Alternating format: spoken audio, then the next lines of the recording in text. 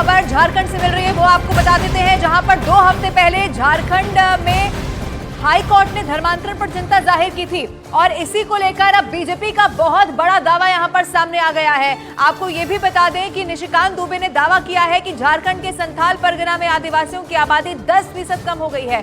बिहार से अलग राज्य बनने के वक्त साल 2000 में आदिवासियों की जो आबादी 36% थी वो अब घटकर 26% रह गई है। तो आदिवासियों की आबादी के ऊपर क्या कहा है, क्या बड़ी खबर है, ये वो आपको डिटेल में हम समझाते हैं। देखिए, झारखंड में आदिवासी आबादी के ऊपर ये बहुत बड़ा दावा यहां पर किया गया है। देखिए, बीजेपी की तरफ से कहा गया है कि संथाल परगना में आदिवासियों की आबादी 10% तक कम हो चुकी है। इसके अलावा साल 2000 में आबादी 36% यहां पर थी, अब वो घट करके 26% ही रह गई है। झारखंड हाईकोर्ट ने धर्मांतरण पर चिंता पहले भी जाहिर की थी और अब इस बयान के बाद एक बार फिर से बखेड़ा तय है। तो निशिकांत दुबे की तरफ से क्या बड़ा दावा किया गया और हाईकोर्ट की तरफ से कैसे चिंता जाहिर की गई थी, एक रिपोर्ट आप देखिए।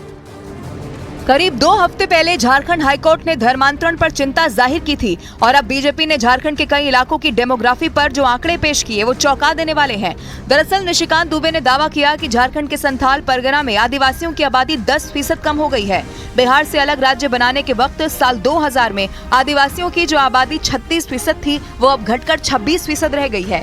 निशिकांत दुबे ने सदन को बताया कि संथाल परगना में बांग्लादेशी घुसपैठ तेजी से बढ़ रहा है और घुसपैठी आदिवासी महिलाओं के साथ शादी कर रहे हैं। यही नहीं, निशिकांत दुबे ने आंकड़ों के साथ दावा किया कि संथाल परगना में 100 आदिवासी मुखिया ऐसी हैं जिनके पति मुसलमान हैं। अपनी लोकसभा की मधुपुर सीट का जिक्र करते हुए उन्होंने कहा कि वहां के 267 बूथ पर 117% मुस्लिम आबादी है। साथ ही पूरे झारखंड की कम से कम 25 विधानसभाओं में 110% मुस्लिम आबादी बढ़ी।